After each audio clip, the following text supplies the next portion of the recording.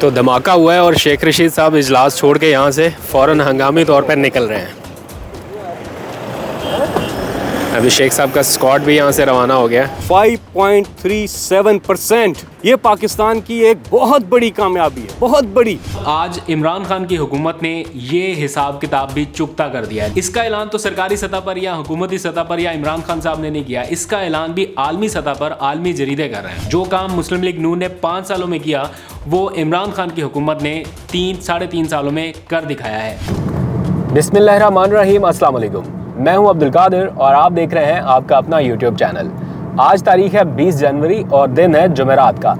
इस वक्त मैं वज़ीर आज़म हाउस की जानिब जा रहा हूं। वैसे तो इस वक्त लाहौर में धमाके की इत्तलात हैं, लेकिन वज़ीर आज़म हाउस में हो रहा है एक बहुत ही अहम इजलास। कुछ देर पहले अपने ऑफिस में था तो पता चला कि वज़ीर आज़म की ज़ेर सदारत तर्जुमानों का अहम इजलास बुलाया गया है। ये इजलास क्यों बुलाया गया वो मैं अभी आपको थोड़ी देर में बताऊंगा, बिकॉज़ पाकिस्तान के लिए एक बहुत ही ज़बरदस्त और शानदार खबर आई है। उसी के ऊपर तर्जुमानों को ब्रीफ करने के लिए ये इजलास बुलाया गया है। 5.37 ये नंबर क्या है, इसी के ऊपर आज ज़्यादा बातचीत हो रही है। तो वज़ीर आज़म हाउस चलते हैं, वहाँ कुछ लोगों से आपकी मुलाकात भी कराएंगे, थोड़ी बातचीत भी होगी और आप जान सकेंगे कि पाकिस्तान के लिए अच्छी खबरें क्या हैं। तो बस हम कुछ ही देर में यहाँ से एंटर होने वाले हैं और वहाँ पर हमारे कुछ दोस्त भी बैठे होंगे, उनसे भी आपकी बातचीत कराएंगे। बुनियादी तौर पर आज जाना नहीं था मैंने, लेकिन एक शख्स की वजह से ये सब कुछ करना पड़ रहा है। आज तू मेरे व्लॉग से नहीं बच सकता। बुनियादी तौर पर ये वो शख्स है जो वज़ीर आज़म के बाद नहीं चाहता कि हम कहीं सुकून से एक जगह पे टिक के बैठे। भाई क्या ज़रूरत है तुम्हें यहाँ पे आने की? है कौन सी ब्रेकिंग न्यूज़ तुम्हें निकाल लेनी है? नहीं आपके होते हुए मैं निकालूंगा ब्रेकिंग। 2 मिनट सुकून से बैठ लेने देता। तो ये आतिफ भट्ट साहब हैं, हमारे भाई हैं। तो ये जनाब आके यहाँ पे प्राइम मिनिस्टर ऑफिस के बाहर खड़े हैं कि कोई बड़ी ब्रेकिंग न्यूज़ निकालें। तो फिर जब एक रिपोर्टर यहाँ पे आ जाए तो फिर हम यहाँ पे नहीं रुक सकते ना। और दूसरे ये अब्बास शबीर साहब हो रही है नहीं अगली मीटिंग है 4:15 बजे। अगली मीटिंग्स ने 4:15 बजे भाईजान, शेड्यूल मीटिंग है। ओके, प्राइम मिनिस्टर कहाँ जा रहे हैं, क्या कर रहे हैं, सब पता होता है भाई को। साले को भाईजान व्लॉग हो रहा है। क्या बात है जी, व्लॉग इन्होंने पाओ, इन्होंने पाया मैं। शेख साहब आ गए। तो शेख रशीद साहब को भी आप देख सकते हैं। धमाका हुआ है, दहशतगर्दी का ख़तरा था। अभी मैं जाके कलेक्ट करता हूँ क्या सूरत हाल है, क्या इतलात हैं कि उस पर अभी देख के आपको बताते हैं। सर इस वाक़े के ऊपर थोड़ा सा एक्सप्रेस कर भाई इस पर थोड़ी देर में। तो धमाका हुआ है और शेख रशीद साहब इजलास छोड़ के यहाँ से फ़ौरन हंगामी तौर पर निकल रहे हैं। अभी शेख साहब का स्क्वाड भी यहाँ से रवाना हो गया। बाकी मेरा ख्याल मीटिंग अभी अंदर जा रही है। तो फैसल जावेद साहब अंदर से निकल आए, इनसे मालूम करते हैं। जी फैसल भाई बताइए क्या फ़ैसले हुए हैं आज? Welcome to the studio. Faisal Javed की गुफ्तगू मैं आपको कुछ ही देर में सुनाऊंगा, बिकॉज उनकी गुफ्तगू में आप सुन सकेंगे मुकम्मल तफसील और इस इजलास का एक एक पॉइंट, यानी सियासी मामलात पर नवाज शरीफ के हवाले से, मरियम नवाज के हवाले से क्या गुफ्तगू हुई और ख़ास तौर पर अदालती मामलात, राना शमीम केस और जो कुछ भी इस वक्त पस मंज़र चल रहा है उस पर वज़ीर आज़म ने क्या कहा वो आप फैसल जावेद से सुन सकेंगे। लेकिन मैं आपको बताना चाहता हूँ पाकिस्तान के लिए उन 2 बड़ी खबरों के हवाले से जिस पर वज़ीर आज़म ने अपने तर्जुमानों को जोर देकर कहा कि इस बयानिए पर ज्यादा बात करें, इतनी बात करें कि अगले चंद दिनों में 5.37 का फिगर हर किसी की जुबान पर हो। तो जनाब मामला यह है कि महंगाई और अपोजिशन के मुआशी तौर पर तबाही जैसे बयानिए के बावजूद पाकिस्तान की मुआशी तरक्की का 14 साल रिकॉर्ड टूटा है। जी हाँ, सुनने को ये खबर बड़ी हैरान कुन और ज़मीनी हकाइक के मुनाफी लगती है, क्योंकि मुआशी चैलेंजेस और महंगाई की सूरत हाल ने यकीनन आवाम को परेशान किया है। लेकिन इस बात का ऐलान आज ना सिर्फ हुकूमती सतह पर किया गया बल्कि world bank, Bloomberg, the economist जैसे जो आलमी जरीदे हैं मुआशी मामलात पर नज़र रखने वाले, उनकी जानिब से भी किया गया है। आप यकीनन ये सोच रहे होंगे कि मौजूदा दौर हुकूमत में तो मुआशी तबाही का बयानिया ज़्यादा सुना, देखा और बेचा गया है, जबकि महंगाई की सूरत हाल में भी आवाम काफ़ी भुगत रही है। फिर ये सब कुछ कैसे? मुस्लिम लीग नून ने हमेशा ये बयानिया बनाया था कि जब उन्होंने हुकूमत छोड़ी 2018 में तो मुल्क की जो मुआशी ग्रोथ थी वो 5% से ज़्यादा थी। तो जनाब आज इमरान खान की हुकूमत ने ये हिसाब किताब भी चुकता कर दिया है। जो काम मुस्लिम लीग नून ने 5 सालों में किया वो इमरान खान की हुकूमत ने 3-3.5 सालों में कर दिखाया है। नेशनल अकाउंट्स कमेटी ने आज पाकिस्तान की हकीकी मुआशी ग्रोथ के ताज़ा तरीन अदाद शुमार जारी किए हैं, जिसके मुताबिक 2020-21 में पाकिस्तान की मुआशी तरक्की की शरह 5.37% रही, जो पिछले 14 साल की बुलंद तरीन सतह पर है। आपको याद होगा कि इमरान खान साहब जब हुकूमत में आए तो मुआशी तरक्की की शरह 1 साल बाद -1 में चली गई थी, और फिर बड़ा अपोजिशन की जानिब से ये ताना सुनने को मिला कि मुआशी तरक्की जो हम 5% पर छोड़ कर गए थे वो आपने -1 पर पहुंचा दी। और फिर कुछ अरसे बाद आपको सुनने को मिला कि 3.9% तक ये मुआशी तरक्की की शरह पहुंच चुकी, क्योंकि हुकूमती सतह पर काफ़ी इकदाम किए गए, कोरोना के दौरान भी अच्छा काम किया गया। तो वो एक इनिशियल अदादोशुमार जारी किए गए थे कि हम 3.9% की शरह पर हैं, लेकिन फिर भी मुस्लिम लीग नून के 5% से कम थे। उस वक्त अपोजिशन के लिए जो 3.9 का नंबर था वो भी किसी धचके से कम नहीं था, बड़ा प्रोपेगेंडा हुआ, लेकिन सारे मुआशी इशारे ये साबित कर रहे थे कि तरक्की हो रही है।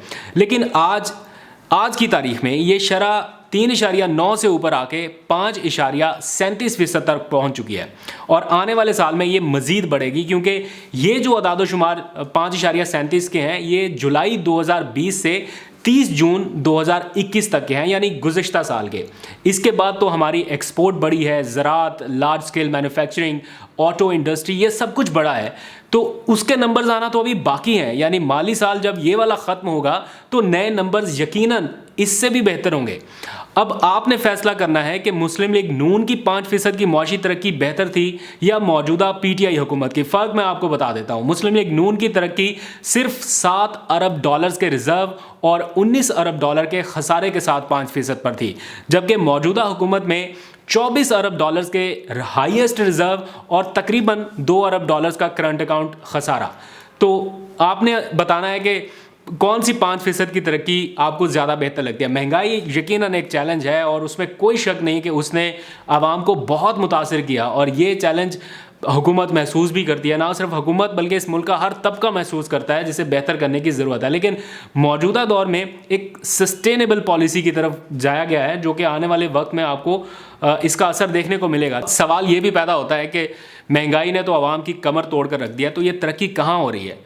तो रुके मैं आपको वो भी बता देता हूँ जनाब। एक्सपोर्ट्स, ज़राअत, large scale manufacturing, service sector, industry, ये सब कुछ, इसमें जितने भी रिकॉर्ड्स मैं आपको हर दूसरे तीसरे व्लॉग में बताता हूँ, ये ऐसे नहीं बताता। ये नंबर्स हुकूमती सतह पर जारी होते हैं, और ये नहीं है कि हुकूमत अपने तौर पर कोई भी नंबर जारी कर दे आवाम की आंखों में धूल झोंकने के लिए। ये रियलिटी बेस्ड चीज़ें हैं जिनके नंबर्स, फिगर्स जारी किए जाते हैं, और सारे जो मुआशी माहिरीन हैं वो उनको गो थ्रू करके उससे एग्री या डिसएग्री करते हैं। सिर्फ यही नहीं, पाकिस्तान ने हासिल किया है एक और ज़बरदस्त रिकॉर्ड, और वो है कि पाकिस्तान कोरोना से मुतासिर होने वाली मुआशी तरक्की की नॉर्मल हालत में वापसी में कामयाब होने वाले ममालिक की फहरिस्त में दूसरे नंबर पर आ गया है आलमी सतह पर, यानी Pakistan ranked 2nd in the world. तो जनाब, इसका ऐलान तो सरकारी सतह पर या हुकूमती सतह पर या इमरान खान साहब ने नहीं किया, इसका ऐलान भी आलमी सतह पर आलमी जरीदे कर रहे हैं। तो इस सारी सूरत हाल में वज़ीर आज़म इमरान खान ने आज तर्जुमानों का इजलास बुलाया था, और वफाकी हुकूमत की मुआशी महाज पर इस बड़ी कामयाबी पर एतमाद में लेते हुए उन्होंने कहा कि जो काम मुस्लिम लीग नून 5 सालों में नहीं कर सकी, मैंने 3 सालों में कर दिया है। कोरोना के बावजूद मुआशी तरक्की का 5.37% तक जाना, ये एक बड़ी कामयाबी है। इसी इजलास के दौरान वर्ल्ड बैंक, द इकोनॉमिस्ट और ब्लूमबर्ग की जो ताज़ा तरीन रिपोर्ट्स जारी हुई हैं वो भी पेश की गई, और वज़ीर आज़म ने कहा कि मेरी हुकूमत की मुआशी ग्रोथ नून लीग की तरह दिखावा नहीं है।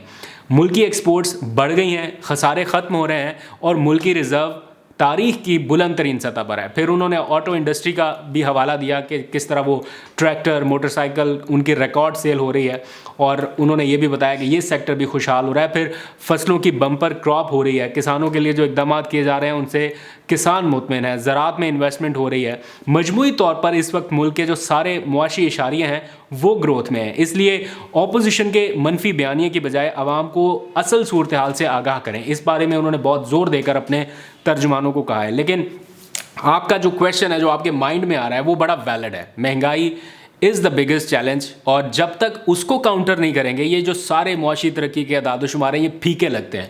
लोग नहीं मानते इस बात को कि ये हो रहा है, but the matter of fact is this कि ये रियल में हो रहा है। अब बहुत अरसे के बाद एक सस्टेनेबल डेवलपमेंट प्रोग्राम की तरफ पाकिस्तान जाता दिखाई दे रहा है, जहां पर हर सेक्टर में कुछ ना कुछ बेहतर हो रहा है। लेकिन महंगाई ये पाकिस्तान का ही नहीं आलमी मसला है। प्राइम मिनिस्टर इमरान खान अक्सर इसका जिक्र करते हैं कि 4 चैलेंजेस उनकी गवर्नमेंट को रहे, उनमें से जो नंबर 3 पर था यानी कोरोना के बाद वो इन्फ्लेशन था, फिर अफगानिस्तान और एक आध कोई और चैलेंज है। हाँ, बैंक करप्सी के हवाले से वो अक्सर बताते हैं कि ये 4 चैलेंजेस उनकी हुकूमत को सबसे बड़े रहे, उनमें से महंगाई एक बड़ा चैलेंज है। इसको हुकूमत भी समझती है। खैर, इसी इजलास के दौरान मजीद क्या फैसले हुए, सियासी और अदालती मामलात के हवाले से प्राइम मिनिस्टर ने क्या कहा, वो आप ज़रा फैसल जावेद साहब की ज़ुबानी जानिए। मैंने उनसे रिक्वेस्ट की थी कि वो आपके लिए ज़रा बताएं कि इजलास की अंदरूनी कहानी क्या है, तो वो ज़रा फैसल जावेद साहब की तरफ चलिए। मुझे दीजिए इजाज़त, अपना फीडबैक ज़रूर दीजिएगा। Over to Faisal Javed. आज जो फैसले हुए हैं वो तो आपके सामने हैं। इस्लामाबाद हाई कोर्ट के एक बहुत बड़ी उन्होंने इंकशाफ किया है और बता दिया है जो हम कहते रहे हैं, और जितना हमारा जो बयानिया था वो दुरुस्त साबित हुआ है कि ये माफिया हैं, ये नून लीग वाले पूरे का पूरा माफिया हैं। और वो आपके सामने आया है और पूरी कौम को पता चला है कि किस तरह से ये या जजेस को ख़रीदते रहे हैं या फिर ब्लैकमेल करते रहे हैं, और अदालतों पे किस तरह से हमेशा से हमले करते रहे हैं। जी हाँ, मैं आपको आहिस्ता आहिस्ता बताता हूँ ताकि आपको जल्दी थोड़ा सा शॉर्ट के अंदर बताएंगे। शॉर्ट के अंदर आप एडिट करेंगे ना, ज़रा एडिट करने में आपको ज़रा टाइम लगना चाहिए।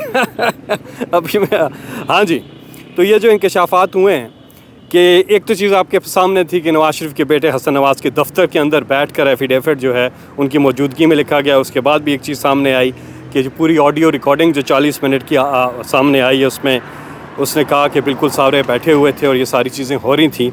और इन्होंने एक तरह से तो पूरी तरह से कंटेम्प्ट ऑफ कोर्ट पे गए हैं। दूसरा, इन्फ्लुएंस करने की इन्होंने हमेशा की तरह कोशिश की है, अदालतों पे हमला करने की दोबारा से कोशिश की है। जस्टिस क़य्यूम वाला वाक़या भी आपके सामने है, जस्टिस सज्जाद अली शाह की अदालत का जो अटैक था वो आपके सामने है, और अब इस्लामाबाद हाई कोर्ट के ऊपर ये पूरी तरह से जो हमला आवर है वो चीज़ आपके सामने है।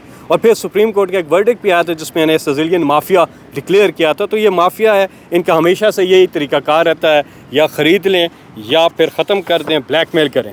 और एतजाज़ अहसन साहब जो भी बात कर रहे हैं वो बिल्कुल ठीक कर रहे हैं इनके हवाले से, और वो जानते भी हैं, इनकी तारीख भी सबको पता है। जी हाँ, यही सब बातचीत हुई है। दूसरी जो एक बड़ी फतह हुई है वो वर्ल्ड बैंक की एक जो आई है, और जो हम कह भी रहे थे कि जिस तरह से हमारी इकॉनमी ग्रो कर रही है, अब वो 5.37%, और ये कोरोना के बावजूद ये पाकिस्तान की एक बहुत बड़ी कामयाबी है, बहुत बड़ी। पूरी दुनिया की माशियत को धचका लगा है, इकॉनमी श्रिंक की है, अमेरिका में, यूके में, जर्मनी में, इंडिया में, लेकिन पाकिस्तान में ये वर्ल्ड बैंक का आ गया 5.3%। और उसके साथ साथ आपने देखा जो ब्लूमबर्ग की पूरी एक रिपोर्ट सामने आई है कि ये पाकिस्तान में 15 साल के बाद जिस तरह से सस्टेनेबल ग्रोथ की तरफ पाकिस्तान गया है, उसका पूरा ब्लूमबर्ग ने भी आपके सामने पूरा डेटा रख दिया है। और साथ ही में इकोनॉमिस्ट जो है कि पूरे कोरोना के बाद कोई अगर मुल्क टॉप 3 कंट्रीज़ में आया है वो पाकिस्तान आया है, जो तेज़ी से जिसने नॉर्मल उसकी तरफ गया, रिकवरी की है। ये बहुत बड़ी एक पाकिस्तान की कामयाबी है। तो ये 3 बड़ी चीज़ें हैं जो कि आपके सामने जी आज के इजलास में जो डिस्कस हुई है। क्या पॉइंट ऑफ व्यू था रामदाना शमीम के केस के ऊपर? देखिए, वो तो यही मैं आपको पहले बता चुका हूँ कि पूरी तरह से ये बेनकाब हुए हैं। जो ये माफिया है ये पूरी तरह से बेनकाब हुआ है कि किस तरह से ये अदालतों पर असरअंदाज होने की कोशिश करते हैं, या अटैक करने की कोशिश करते हैं, इन्फ्लुएंस करने की कोशिश करते हैं। वो तो सारी की सारी चीज़ें बेनकाब हो गई हैं। मैं वापस आता हूँ इकॉनमी की तरफ। देखिए, हमारी जो लार्ज स्केल मैन्युफैक्चरिंग है, जो एग्रीकल्चर है और सर्विस इंडस्ट्री है, ये जिस तरह से उठी है और जिस तरह से ग्रोथ हुई है, नतीजतन हम 5.37 पर चले गए हैं। महंगाई के हवाले 4% पे थे, अब 4% से जी जी जी जी जी ये वो है। आज वर्ल्ड बैंक का आपके सामने जो ग्रोथ है वो 5.37% है, 5.37। और ये मैंने आपको तीनों सेक्टर्स भी बताए हैं। आज पाकिस्तान की रिकॉर्ड टैक्स कलेक्शन है, आज पाकिस्तान की रिकॉर्ड एक्सपोर्ट्स हैं, आज पाकिस्तान की रिकॉर्ड रेमिटेंसेस हैं, आज पाकिस्तान की रिकॉर्ड जो हमारी क्रॉप्स की जो प्रोडक्शन है वो रिकॉर्ड पर है। और साथ ही में आज वज़ीर आला पंजाब की तारीफ़ हुई है कि जो हम कहते रहे हैं कि वो शोबाज नहीं हैं, वो उस तरह से ड्रामेबाजी नहीं करते, लेकिन उन पे एतराज़ात काफ़ी उठते रहे। लेकिन एक सर्वे रिपोर्ट आपके सामने आई है, वो पाकिस्तान में नंबर 1 CM जो हैं वो डिक्लेयर हुए हैं सर्वे के मुताबिक।